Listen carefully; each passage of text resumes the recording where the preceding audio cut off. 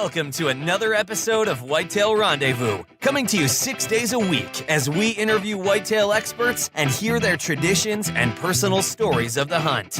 Learn more about the latest gear, discover proven tips, and the latest strategies so you can make your next hunt a success. Now, here's your host, Bruce Hutchin. Whitetail Rendezvous is pleased to announce a partnership with GoHunt.com. Who's GoHunt.com? Well, if you're a DIY hunter, you need the information at GoHunt.com/insider.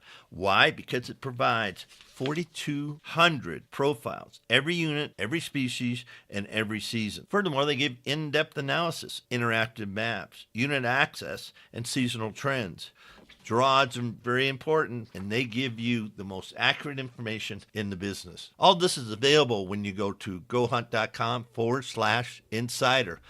Make sure you use promo code WR when you join Insider. You'll get a $50 gift card for GoHunt.com Gear Shop. All in all, if you're hunting out west in 2018, GoHunt.com Insider is where you need to be to get all the research information. When you use promo code WR, Whitetail Rendezvous receives a small commission from GoHunt.com.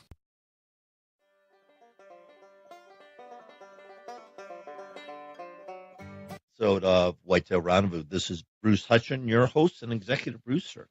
And we're heading out to northeastern PA, Warren, PA, and we're going to talk to Kory Slye. And Kory is an author. He's a wild game cook. He's a pretty good hunter because he's a really good wild game cook. So I know he's a good hunter. And he's got a hunting tradition that is something special. So, Kory, welcome to the show. Thanks for having me, Bruce. It's a pleasure to be here. Hey, let's talk about the hunting tradition and growing up and your dad and what he taught you. And you still hold those traditions and you're passing them on to your kids today. So let's start off there. Well, most of my uncles and my dad hunted and family friends, and we all hunted the same patch of land near my grandmother's house, and we used her house as kind of a base camp. And, my grandparents owned a grocery store when my dad was growing up, but by the time I came along, they had retired. But the butcher shop was still intact, and so we used that to process our own deer and have some fond memories in the meat room, as we called it. And there was a buck, affectionately named George the Buck, that hung over the meat block in the butcher shop that watched over us as we cut up our deer.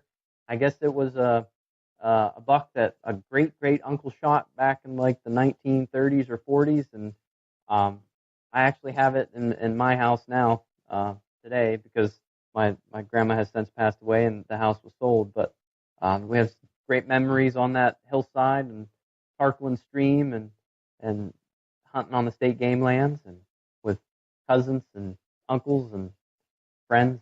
So, and that's where it all started. Now every Monday after Thanksgiving, I take a day off work and I go down to my parents' house, and my dad and I hunt out together. And my one uncle still hunts with us.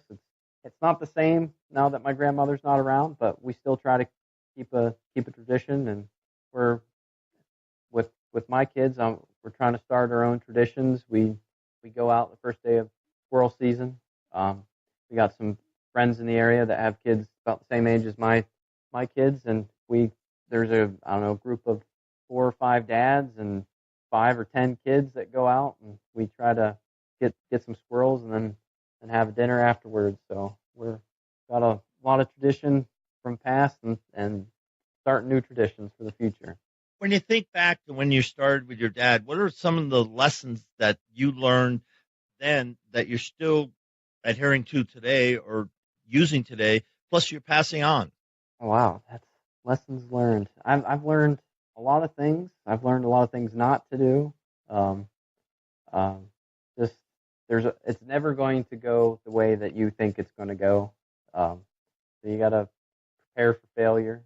And even if you don't get that big buck or you miss the shot, you still experience the outdoors. You're still better for being out there. There's never a losing scenario. Some people call hunting a sport, but in a sport, there's winners and losers. With hunting, I'm always a winner, whether I get a deer or not. So I think that's one of the main lessons is just take the whole experience in. Don't focus on just getting an animal, because if that's what you're there for, you're there for the wrong reasons. There's so many mornings I've spent in October in Pennsylvania where it's nice cold morning and you get to wake up with the forest. And, how many people get to experience that? I think everybody should experience that. But that's the lessons I've learned is to just enjoy, as my dad would say, savor the moment. And so I think that's one of the big things. When you think about savoring the moments, and as a little kid, it all seems to go by so fast. The anticipation of going hunting and then the hunt, and then all of a sudden it's over. And in Pennsylvania, I mean, it's extremely popular. You have almost 1 million people afield during your rifle season. Is that correct? Yeah, Pennsylvania, the Orange Army, as they say. So now, how do you on state land? How do you find your own little, couple hundred acres to hunt? Well, with our grandmother's house being right there, like we had my dad and my uncles had hunted it so long, they just kind of had it spots established. And when I was old enough to hunt, and my cousins were old enough to hunt, we just kind of went in there and hunted with them. But unfortunately, they posted some land that bordered that, and it pushed other people onto the state game lands. And my grandmother passed away, and we sold the house, and now we're actually on a hunting lease with I don't know 30 or 40 other guys. We've got quite a few acres, but a lot of those guys that are on that lease are the guys that we used to hunt with anyway.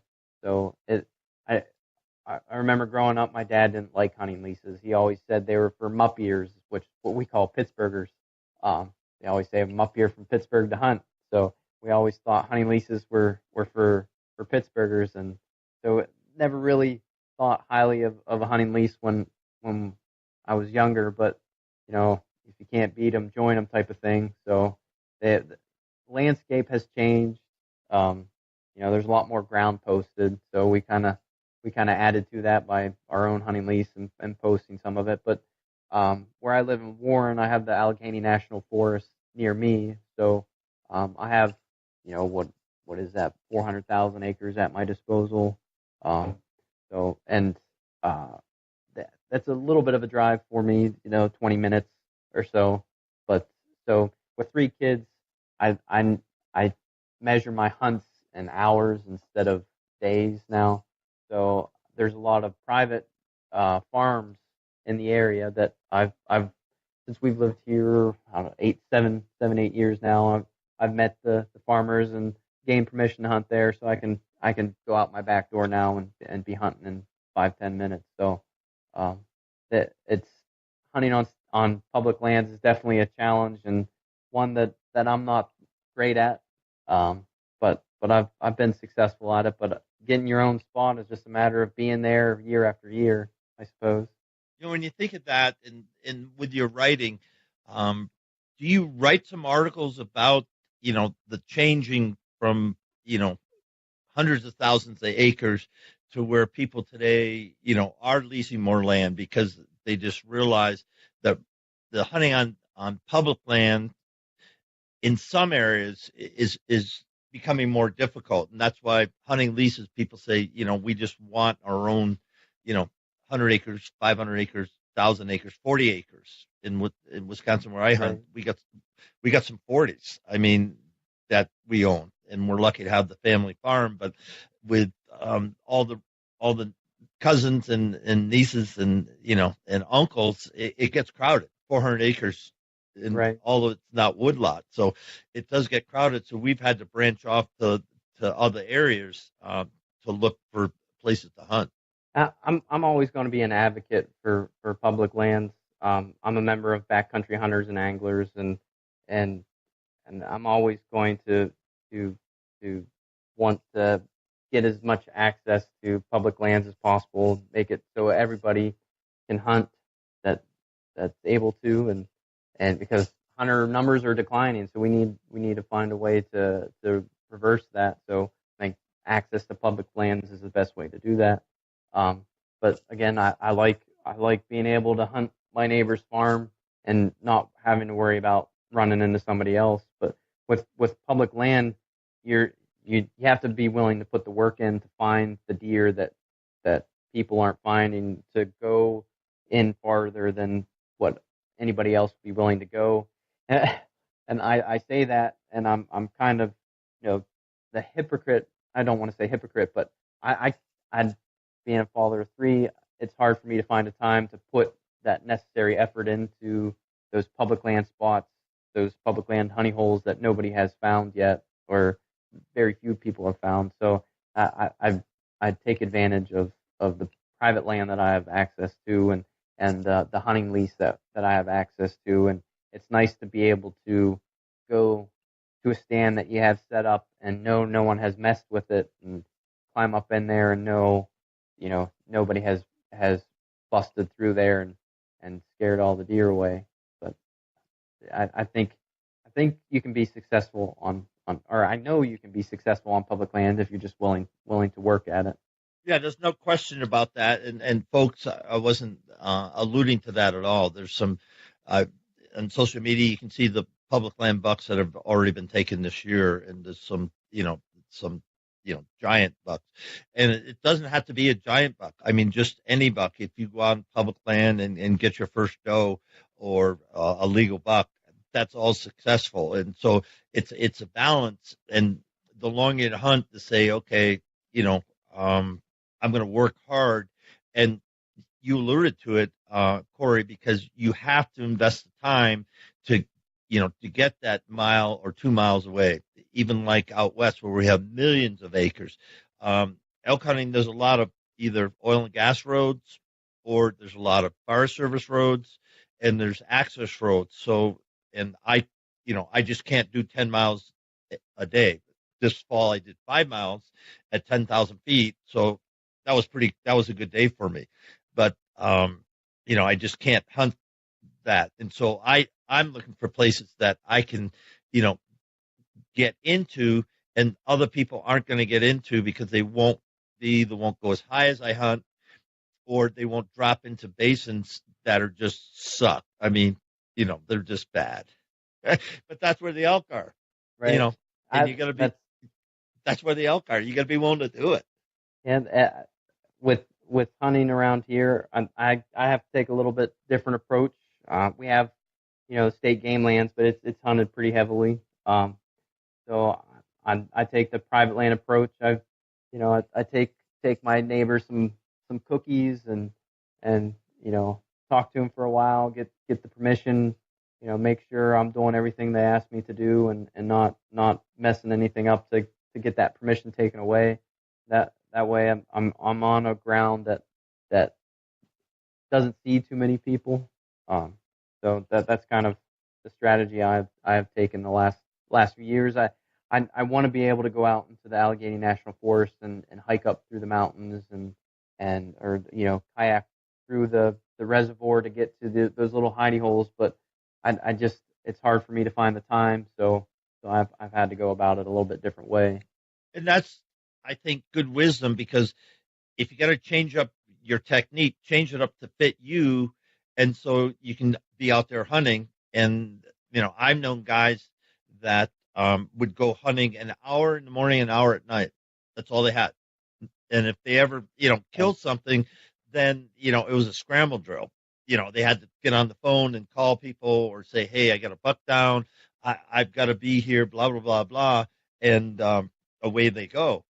But, if you're hunting, you're hunting. And I can think of some of the sets I've done that they had to be fast and furious.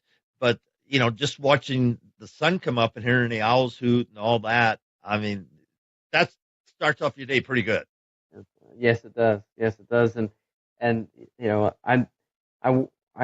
my wife and I talk before the season and say, okay, I would like to go on these days, and I'll go in the evening here. In the morning here, we'll go. I won't go this day, I'll take this day off for hunting. I'll take this day off for a family day. And we kind of have those, we try to have those conversations before the season to kind of mitigate any conflict. But that's not to say we don't have any conflict. But, and, some people don't go out when the conditions aren't perfect to go out. And I don't have that luxury. Saturday, it was 80 degrees when I parked in my spot to go into the woods. That's not very typical for northwestern Pennsylvania in October for 80 degrees. So I was like, well, Saturday I can hunt. I don't get to hunt too many Saturdays, so I'm going to take advantage. And I ended up getting a deer, within 20 minutes from sitting down in my tree stand, and was back home by 5:30 to have dinner and put the kids to bed. So it works out. Just anytime I can get in the woods, I go. So. And we talked earlier on Facebook Live, and folks, check out the Facebook Live post for October 9th, and with Kory Slye. We talked about your author. You're taking and telling stories now, sharing stories. You're sharing stories with your public, with your readers, and let's camp out on that and tell the listeners, why you're doing that. I just started doing it because I wanted to document my adventures, to put my thoughts and feelings down on paper. So I started my own blog. I didn't really have, I had dreams, but I didn't really have any expectations that it would go very far. And I went through spurts of writing quite a bit for a couple months, and then taking a couple months off and not writing at all. But that, writing about my adventures and sharing my knowledge of how I am successful. I never claimed to be an expert, but I do have experience, so I share those experiences. And through my own personal blog, I've made a contact with Justin Townsend, who has the website harvestingnature.com, and I started writing for him. And I was there. I still write there for a little bit, but we worked together for a while and created some recipes and some content that I'm pretty proud of. And from there, I branched out to Hunting the Empire, another website that's dedicated to whitetail hunting in northwestern and north central Pennsylvania and the southern tier of New York. And I create content for the Go Wild app and that has been a lot of fun. So one of my biggest writing accomplishments was getting an article in the Pennsylvania Game News. It's the monthly periodical that the Pennsylvania Game Commission puts out. And when I first started writing my blog, that was one of the goals I set for myself. I want to have an article in there. And I think the editor probably regretted giving me his email address, because every time I had a story that I thought was good, I emailed it to him. So I think it took 4 or 5 stories before he said, yeah, that's the one. So and that story was all based off of hunting experiences with my dad. So it just my own experiences, and just putting that down on paper for other people to see, and then having it published so the whole state could see was pretty special. They actually just bought another one of my articles, so I'm excited to see that one in there. And it's been a lot of fun. To get paid. I'm finally starting to get paid for some of the writing that I do, and to get paid for something that I would do for free anyway is pretty cool. So I can't complain. If somebody wants to reach out to you and say they got some questions about writing in the outdoors, how would they do that? I'm on Instagram at OutdoorsmanDad. I'm on Facebook. I have a Facebook fan page at outdoorsmandad.pa. I'm in the Go Wild app, Kory Slye. Those would probably be the best ways to get to me. Unfortunately I'm always on my phone, so I'll get it pretty quickly. That's one thing I need to work on, is not having my nose in my phone all the time. But Instagram, Facebook, or Go Wild is probably the best ways to reach me. Let's take a little change of pace here, and I'm going to ask you a question. What do you wish you knew 5 or 10 years ago in regards to hunting that you know now that's made a big difference in your hunting techniques and strategies? Well, I don't know if it's about my hunting techniques or strategies, but it's from the cooking side of things. 10 years ago, it was just, a steak on a cast iron skillet. Now, I've made venison pastrami. I talked about the bone and blade roast. So uh, I've definitely branched out on that stuff. So I wish I would have tried that a lot sooner, because that you can do some amazing things with wild game, and the people that say it tastes gamey, or I think they need to revisit that. I definitely wish I would have started that sooner than I did. My wife enjoys my cooking. My kids enjoy my cooking most of the time. So it's fun. I really enjoy it. I really enjoy spending time in the kitchen or in front of the smoker or the grill or whatever it is. And I love cooking for other people. I smoke steelhead all the time. We go to Lake Erie and Lake Erie tributaries to fish for steelhead, and I smoke those steelhead. I don't even like to eat the steelhead, but I love smoking it so I can give it to other people and see their reactions and how they like it, and what their suggestions are, and of how to improve it or whatever it is. I just like sharing. We have a group of friends that will come over for a fire, and I say, bring a hunk of meat and I'll cook it for you. And I love doing that for people. So I wish I would have started that sooner. As far as hunting techniques, I haven't really strayed much from the techniques that my dad showed me when we archery hunted. I look for a lot of the same things. I'm a meat hunter more than I am an antler hunter, and that's maybe only because I haven't had a lot of opportunities to shoot big bucks. I mean, I'll shoot one when it comes in front of me, but I've been looking in. One thing that has definitely changed the way I've hunted is on X maps. That's great for around where I live, because you can see property owners and boundaries and know where I can go, know where I can't go, know who to ask permission, and see the different terrain and find the places where the deer can be.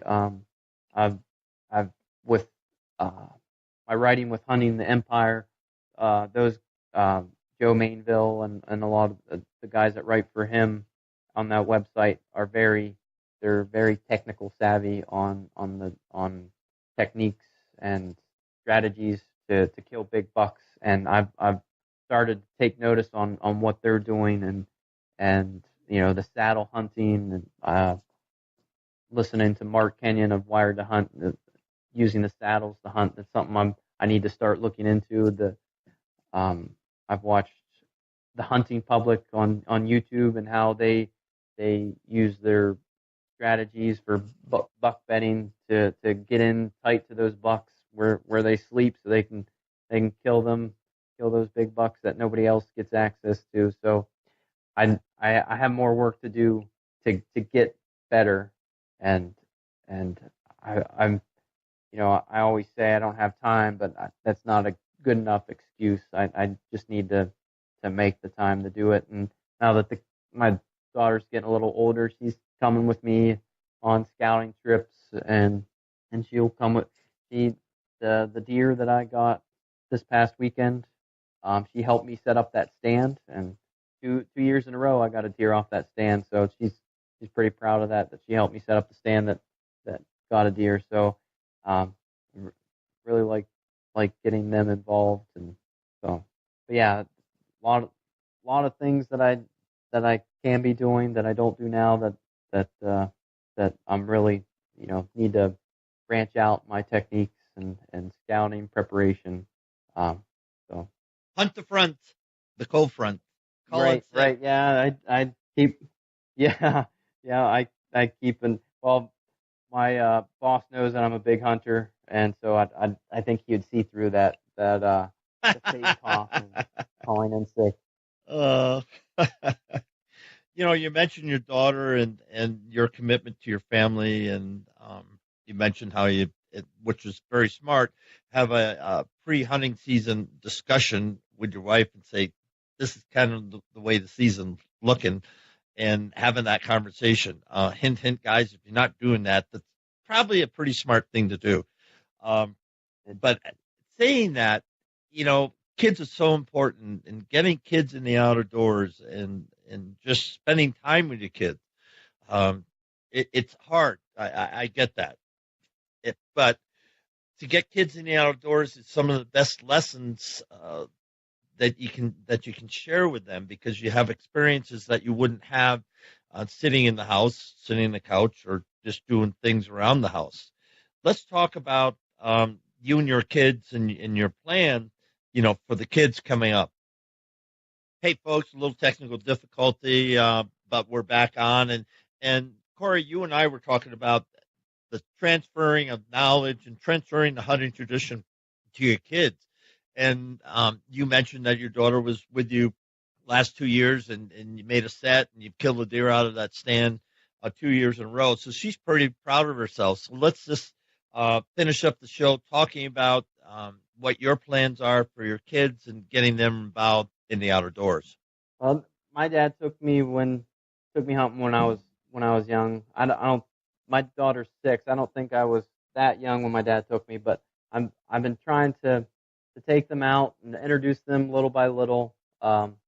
It started out with I'd throw them in a backpack when my daughter was a year old, and I would go scouting, and we did that for a while. And now that she's older, I started taking her squirrel hunting, so she'll come with me, and we'll go out and sit in the woods and shoot a few squirrels. And I took my son bow hunting with me last week.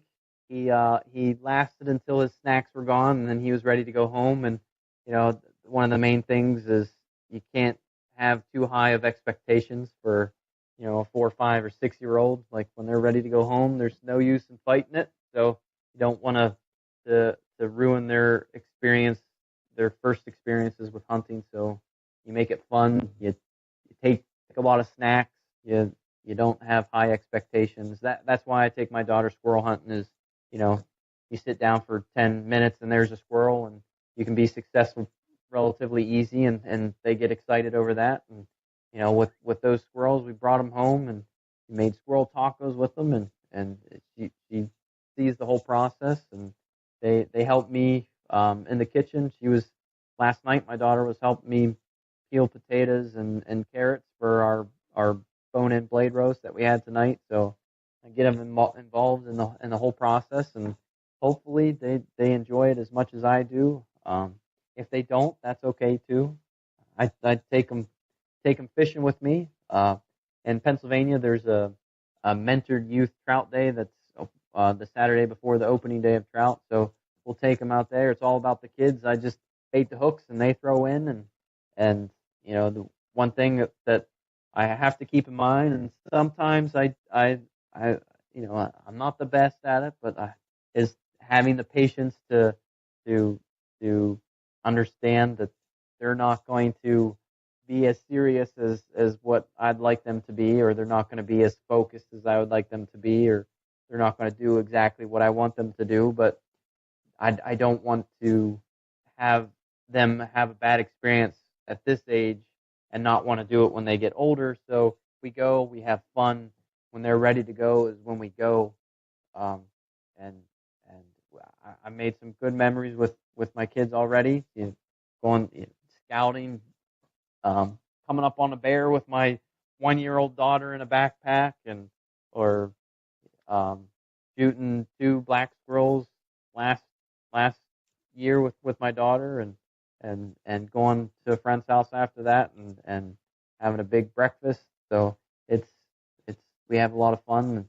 Going fishing on the boat for some walleye, or from the bank stream fishing, and her giggling as she's reeling in the trout. It's all worth it when you can hear them giggle as they catch fish. So I I I wouldn't classify my dad as the most patient man, but when I was a kid and when we were hunting and fishing, he like I don't I have very few memories of him getting upset with me. Outside of hunting and fishing, yeah, he got upset with me all the time. But when it came to hunting and fishing, he was, he was he he was what I strive to be now. Is that patient, understanding father that's willing to let them do what they want to do. Provide some guidance and let them experience the great outdoors. So my dad is a big inspiration for a lot of my writing, and anybody that reads my stuff will immediately understand that. I about mention him in just about every article that I've written, and so I strive to be the dad that my dad was for me, and so I try to have them experience. I have some great memories going to 3D archery shoots with my dad before during the summer, so he could prepare for archery season, and so now I take my daughter. She went with me for the first time this summer, and she was the only one in her age class, but she got a trophy, so she was pretty happy about that. So it's memories like that. That's the real reason I hunt. Those memories, and the food is a bonus and trophy is a bonus, but it's really about making those memories, and so that's why I have so many fond memories of hunting and fishing with my dad. I just want my kids to have those same memories, and when they're 30, 40 years old, look back and say, hey, remember that time we went hunting with dad and this happened? And I want them to be able to say that. I want, my dad's a great storyteller, and we'll be sitting around the dinner table or something, and he'll just tell the story. I've heard it 100 times, but it's just as exciting as the first time I've heard it, and I want to be able to do that with my kids too. So that's why I take them on. I'm just sitting here smiling and thinking about all the things you just said, because that's so spot on, and you said a lot of things, because one, when you take a kid hunting, it's his adventure. It's not ours. You're just ushering him in, opening up the doors. And when he says it's time to go, it's time to go. I mean, it's no big deal. And you can't expect kids to even think about doing all day sits until they're truly committed and, to do that. I don't even do all day sits. Okay. During the rut, I do. I'm laughing. I shouldn't do that. But, it's just, there's something about being in a tree stand and knowing there's, mature bucks are there, and the only way I'm going to see them, we already know they're there, and the only way I'm going to see them is I have to be there. Be there. That's my whole mentality. Can't get them on your couch. Right? Yeah, that's my whole mentality, and so far it's worked out pretty good. But saying that, I just hope everybody, all the listeners, if you take nothing from this episode of Whitetail Rendezvous, what Kory just shared about his love for the kids and the passing on the tradition of the memories, and hunting is a whole book full of memories. Yeah, we got photos and we got grips and grins and all that, but it's the memories that you'll tell around the campfire, we watch Packer games, so watching the Packer games or just hanging out and being together as a family. And then they'll say, Gramps, tell us about that grizzly bear thing or the wolf story. We want to hear the wolf story again, or the horse story, or this story. They've got them. They know the stories well, but they're just saying, oh my goodness, because you bring the adventures alive. I bring the adventures back to them. Then we have something, the bone toss. We did that when Scotland was growing up, and he still talks about it. He's going to be 43 this week. Man, we got to get back up to Wyoming so we can do the bone toss again. And you just think of that, that he'll be telling his grandkids that their great grandfather took him to Wyoming and they went antelope hunting and they processed all the meat and they had the Olympic, champion of the bone toss. And simple things like that the memories that we carry. It's just they're priceless, Kory. And thank you so much for sharing that with all our listeners and behalf of hundreds of thousands of people who listen to Whitetail Rendezvous. You've been just a great guest, and I can't wait till the next time. Thank you. I appreciate you having me on. It's been a pleasure. Hey, folks. Bruce Hutchin, host of Whitetail Rendezvous. Hey, I'm pleased to announce that Buckwild Coffee is continuing their sponsorship for 2019. What's so special about Buckwild Coffee? Well, a gazillion people every day go to Starbucks and buy coffee. Well, I'll ship it to your house. Yes, I'll ship light, medium, or dark roast, ground or bean, right to your house. It's real simple. Just go to whitetailrendezvous.com/shop, pick out what roast you want, and we'll ship it out. Take a look at Buckwild Coffee, the finest roast in the West. Well, finest roast around the campfire, finest roast around your kitchen table. It's just flat out the finest roast you can get today. Order some at whitetailrendezvous.com/shop.